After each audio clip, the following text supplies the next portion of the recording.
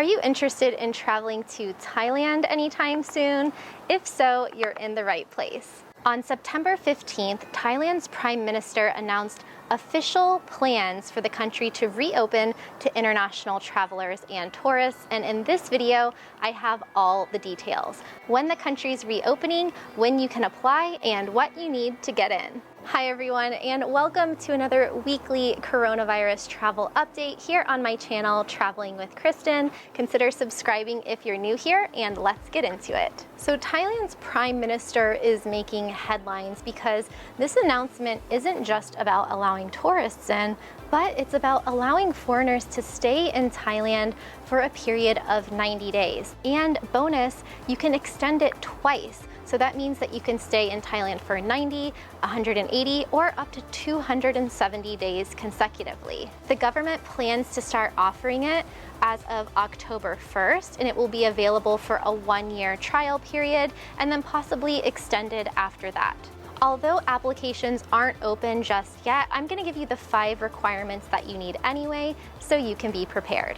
The first thing you need to know is that only 1,200 people per month will be approved for this visa. So that's only 14,400 people per year, a far cry from the 40 million visitors that went to Thailand in 2019. We'll talk about which countries' citizens will be allowed in a minute, but first, here's what you need to apply. So the first thing you'll need is to pay the 2,000 baht application fee, which is equivalent to about $65 US. Once you've paid that application fee, you'll need to have a negative PCR test, or what they're calling a COVID-19 free safety certificate. And you'll also need proof of travel insurance. So if you want 2 recommendations that will cover you for COVID-19, check the links in the description below. The fourth thing you'll need, and we saw this with Costa Rica a couple weeks ago in my other video, is proof of long-term accommodations. So this could either be a rental property or a property that you own if you are lucky enough to own property in Thailand as well. And then the 5th thing you'll need to do is quarantine. Yes, quarantine for 14 days, but if you're staying for 90 or 270 days, a 14-day quarantine isn't that bad. But listen closely, because you can't quarantine just anywhere. The government is giving you 3 options. First, you can quarantine in a hospital, maybe not so fun. You can also quarantine in a government quarantine facility. And the third option, wild card, you can quarantine in a government approved facility. So this is something called an ALSQ, Alternative Local State Quarantine.